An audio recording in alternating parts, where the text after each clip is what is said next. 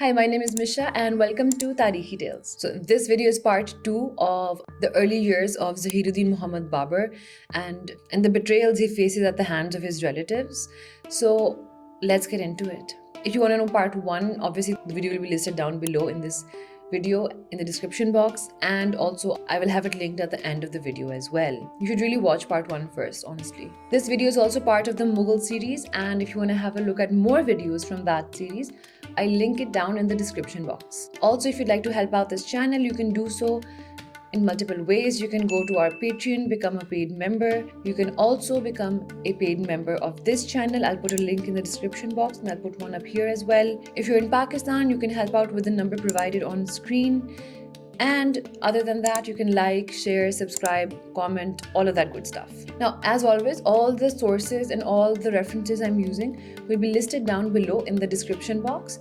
And for those of you who want to watch this video in Urdu or Hindi, I have another channel where the same video would be uploaded in Urdu/Hindi. So let's get into the video now. So when we left the last video, so a lot of things happened at the same time. Shaybani Khan takes Samarkand immediately before Babur gets there, and when Shaybani Khan takes Samarkand, he murders Babur's cousin Sultan Ali Mirza, who was ruling Samarkand, and at the same time the guy Ali Dastagai, who had betrayed Babur before, decides to betray him once again, and he deserts along with a lot of Babur's army and goes back and joins Ahmad Tambal and Jahangir, and they take over Andijan again. Babur should have seen this one coming from a mile away, but you also have to remember that he's basically a kid at this point. Babur's situation after all of these betrayals was quite bad. He was reduced down to only 240 men. And on the other hand, Shaybani Khan had almost 3,000 to 4,000 horsemen. The disparity between him and Shaybani Khan is also massive. But since he's also desperate because he doesn't have his hometown either, he really thinks that whatever I should just do something, like he's desperate. And at this point, because Ahmad Tambal has taken over his own kingdom, Babur's wife and his mother and all of these people have also left Fargana and have joined him near this area. So he's very worried about those people as well, that now my family's involved, what to do? So he considers multiple options, and after considering all of them, he decides that he's going to circle around the city of Samarkand and attack it from the south. And as crazy as that sounds, Babur did have a reason to do that, because Samarkand was, yes, under Shaybani Khan's control, but Shaybani Khan had taken the city and then went back. Right? He wasn't there at the moment, and the city was only protected by 500 to 600 of his men. So Babur, when he circled around the city with only 240 men, the sources say that he even lost more men during the circling. People deserted the army because they were like, well, this is a suicide mission and we don't want to die. But Babur basically had calculated that, well, the Uzbeks just conquered the city, maybe I can take it. So he was quite confident. Now, another reason why Babur was so confident was because he was visited in his dreams by a guy called Khwaja Ahrar. Now, Khwaja Ahrar was a Sufi saint that Babur basically followed. Babur was his disciple in a way. And Khwaja Ahrar had actually passed away 10 years ago. And in Babur's dream, he told Babur that, go ahead, attack Samarkand, you're gonna succeed. So Babur was quite sure that it's going to be a win, even with less than 240 men. And indeed, Babur was actually able to take the city of Samarkand, which was extremely shocking. And within Babur's own mind, he was ecstatic. He was beyond himself that, oh my God, I took the city all by myself with such few men. Babur had, as he writes, restored the honor of the Timurid dynasty, reclaimed Samarkand for our dynastic family, and at the age of 19 surpassed all Timurids with his achievement. So now, because the Uzbeks had taken over Samarkand and Babur's family had taken it back, that's why he was saying that all Timurids would be proud of him. I mean, he was only 19 and so much had happened. He had been betrayed so many times. He had had such bad times. But my God, was the guy resilient or not? If you want to know more about the betrayals, obviously part 1 is what you need to watch. So obviously it's safe to say that other people also noted Babur's victory in Samarkand, especially against Shaybani Khan, somebody against whom no other prince really wanted to get up against, They were afraid of Shaybani Khan. So Babur earned a lot of respect in the eyes of neighboring small towns and villages, and a lot of people pledged their loyalty to Babur. And after a very long time in his life, finally things had started to look alright. They were going in the right direction. Babur says that poets like Mullah Banai actually wrote eulogies on Babur's conquest of Samarkand. And while in Samarkand, Babur's wife and mother also arrived there now. And once they arrive, Babur's daughter is also born immediately after.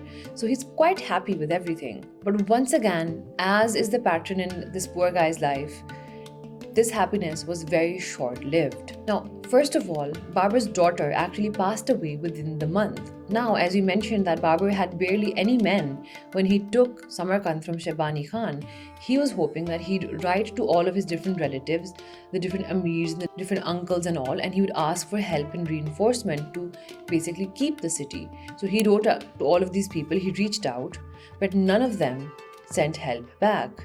And Shaybani Khan, from whom Babur had taken Samarkand, he had retreated for the winter and he re-emerged in the spring of 1501. Now Shaybani Khan, when he re-emerged with all the might of his horsemen, which numbered in the thousands, and Babur only had like 1,000 men on his side. And when Shaybani Khan reached Samarkand, Babur met him outside of the city. And the disparity was huge. Shaybani Khan had thousands of horsemen, Babur had only like 1,000 men. And even Babur notes within his memoirs that his army was impressive and legendary because they were so disciplined. They would do everything in order and there would be no chaos. Babur basically didn't even have a cohesive army. They were just people and farmers and people he could gather. So with this huge disparity, Shaybani Khan actually used like a flanking maneuver and was easily able to disintegrate Babur's army. And once again, now the extra people that had joined Babur, he only had like 200 something men, right?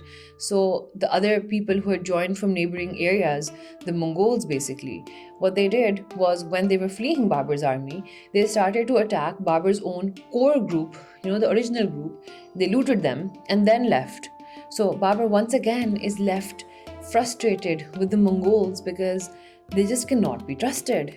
They betray him every chance they get. Now, after a few months of being besieged within Samarkand, a truce was kind of made with Shaybani Khan, and Babur, his mother, and his wife, and a few other loyal people were allowed to leave Samarkand at midnight. It was a weird kind of truce because they had to basically run for their lives, and that's what happened. But Babur's sister, Khanzada Begum, was actually kept by Shaybani Khan. This was one of the conditions of Babur being free, that his sister Khanzada Begum would be kept by Shaybani Khan, and then he later married her. Now once again, Babur is reduced to a state of nothingness and he's again desperate and he's reaching out to all of his family members and he's trying to get help, but nobody wants to help him because he looks like the kind of family member who's going to drag everybody down with him at this point, and he's really disheartened. And then he spends the winter of 1501 to 1502 in a small village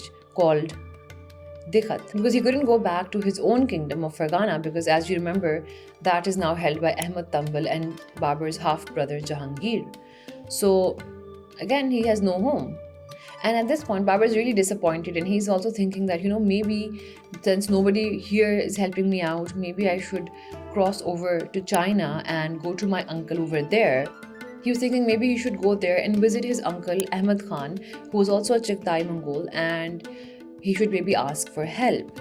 But just while Babur was making this plan, this same uncle Ahmad Khan actually showed up in this region with 1,000 to 2,000 horsemen who were adorned in Chinese armor. Babur actually called Ahmad Khan Khandada, and the reason he showed up was because Babur's other Mongol uncle, Mahmud Khan, had reached out to him and asked him to come. So when they came, Babur was really happy, but he thought that, they'll maybe get together and help Babur take back Samarkand from Shaybani Khan. But none of the Khans wanted to get into a fight with Shaybani Khan. So what they did instead was get together and they attacked Andijan, Babur's kingdom, which was now under Ahmad Tambal and Jahangir. And if you also remember, Mahmud Khan, the same uncle who's now attacking Ahmad Tambal, had also helped Ahmad Tambal against Babur previously. Again, confusing familial ties. What a family Babur had. My God. So Babur basically joined his uncles, and along with them, they say that with 30,000 horsemen, they attacked Andijan. Historians think that this number is inflated. They must not have 30,000 horsemen. But anyways, they attack, and Babur's only able to hold the city for a very small time, and then Ahmad Tambal takes it back. So they're not able to really win, and they're kind of dispersed. And Babur's somewhere else, the uncles are somewhere else. Eventually, Babur joins up with the uncles. And then in the June of 1503, Babur and his uncles actually have a face-off with Shaybani Khan. And Babur's uncles were right to fear Shaybani Khan because their army stood no chance against Shaybani Khan. They were badly defeated, and they were all kind of dispersed once again. Both of Babur's uncles were actually captured. The uncle that came from China, Ahmad Khan, died within the year of unexplained circumstances, and Shaybani Khan eventually ended up murdering Mahmud Khan, the other uncle who was also the ruler of Tashkent, along with Mahmud Khan's 5 sons, almost 5 to 6 years later. Now Babur had escaped that time, and Babur was not captured by Shaybani Khan, and he spent the next year in the village of Sukh, and as he mentions in his memoirs, he spent the year in great misery. Now Babur again was in a dire state. After spending this time in great misery in the village of Sukh, Babur was almost 23 years old, and he was again desperate. He was nothing at this point. He didn't have men, he didn't have any kingdom. He had only about 300 men, and there was his mother, his grandmother, and he was also joined by his half brothers, including Jahangir, who was initially aligned with Ahmad Tambal, but Jahangir claimed that Ahmad Tambal was holding him hostage. So by this point, Babur is in the village of Sukh, pretty much reduced to nothing, and he's thinking about what to do. I just can't stay here forever.